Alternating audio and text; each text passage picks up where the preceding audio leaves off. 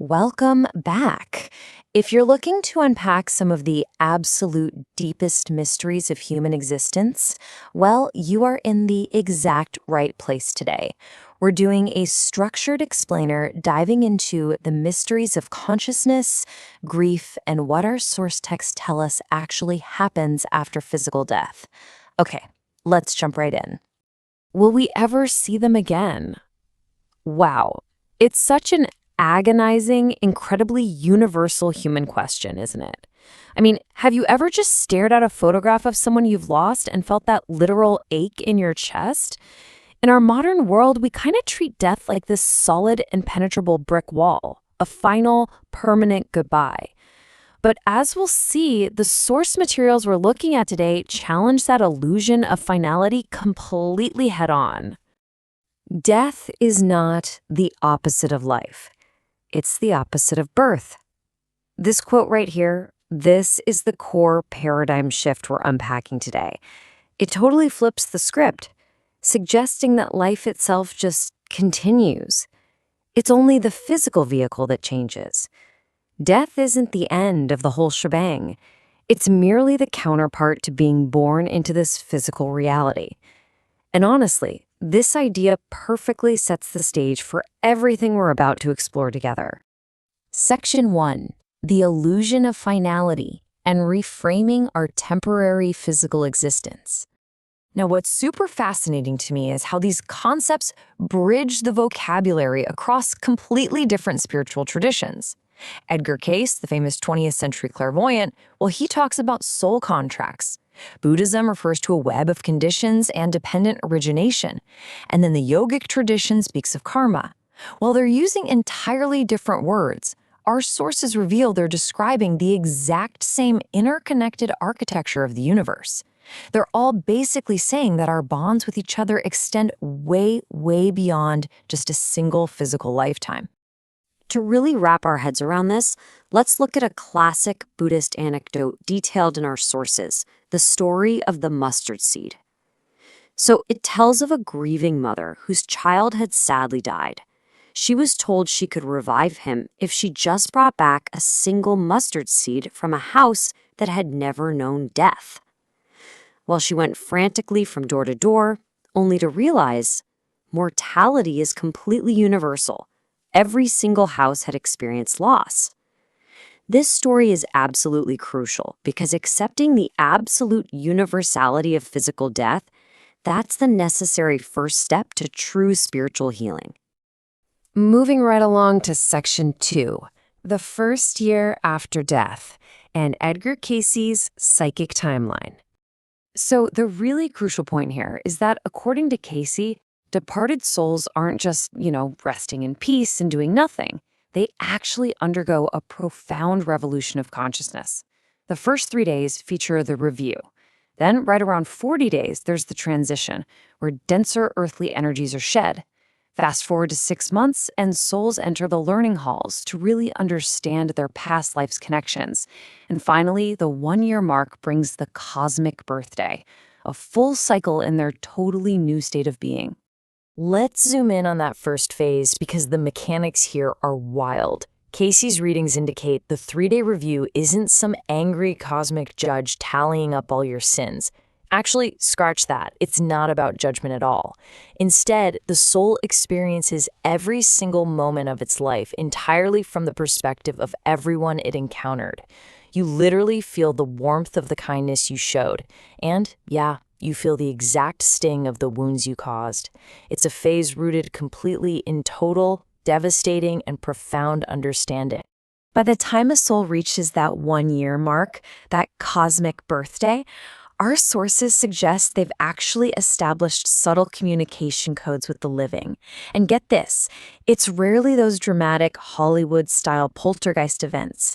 Surprisingly, it's often dimes left in totally impossible places, a highly specific song playing on the radio at the exact right moment, weird electrical anomalies, or even bird messengers, like a cardinal just tapping at your window. These signs rely on shared, intimate memories to say, hey, I'm still here, and we're definitely still connected.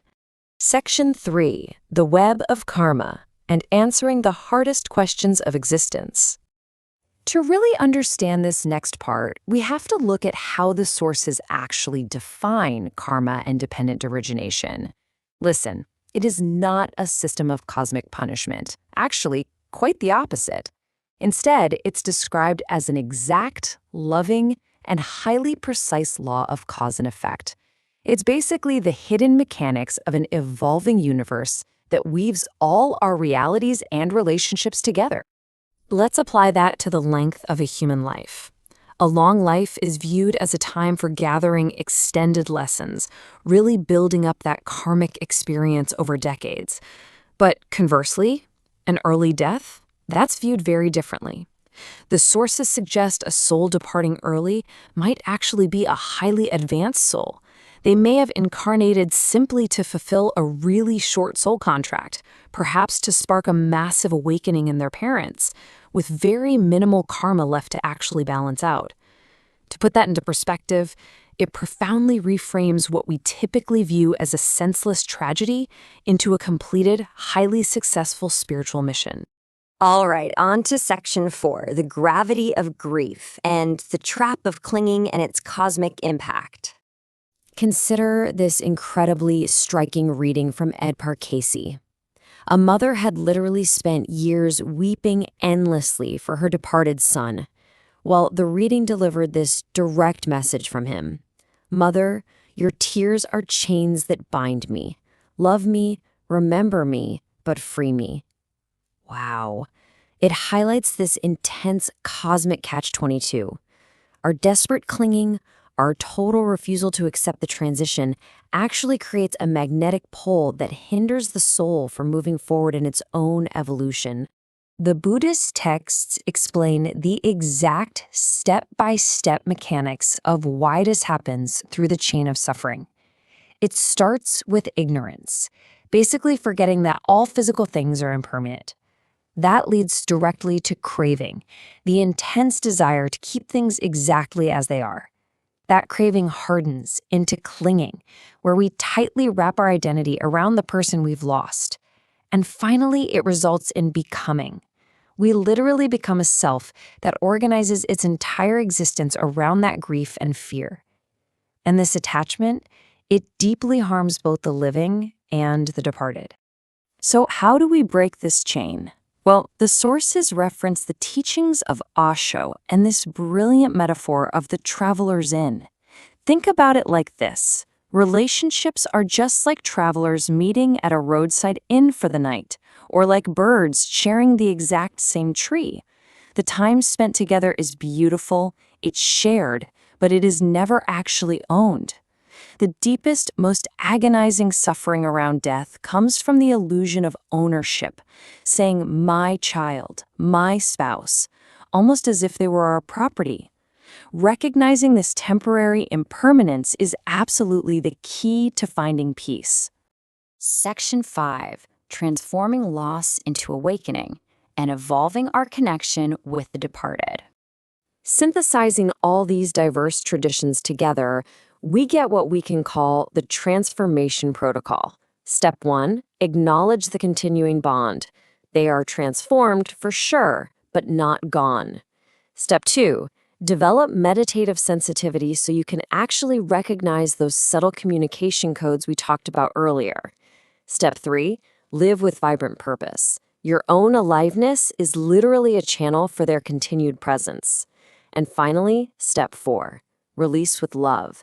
Love them forward into their highest evolution while you bravely step into yours. Which brings us to the ultimate beautiful takeaway from all our source material today. Death is not an ending, but a comma in an ongoing conversation. I just love that. Love is the actual current that flows right through the membrane separating these different states of existence. Our relationships absolutely do not end, they just change form. And honestly, honoring your own aliveness is the absolute greatest way to honor that eternal bridge. So, the big question I want to leave you with today is this. What are you going to do with this knowledge? How will you honor your own connections, keep an eye out for those subtle little synchronicities, and completely transform your understanding of life and loss starting right now? Thank you so much for joining me on this explainer. Keep learning, keep evolving, and I'll see you next time.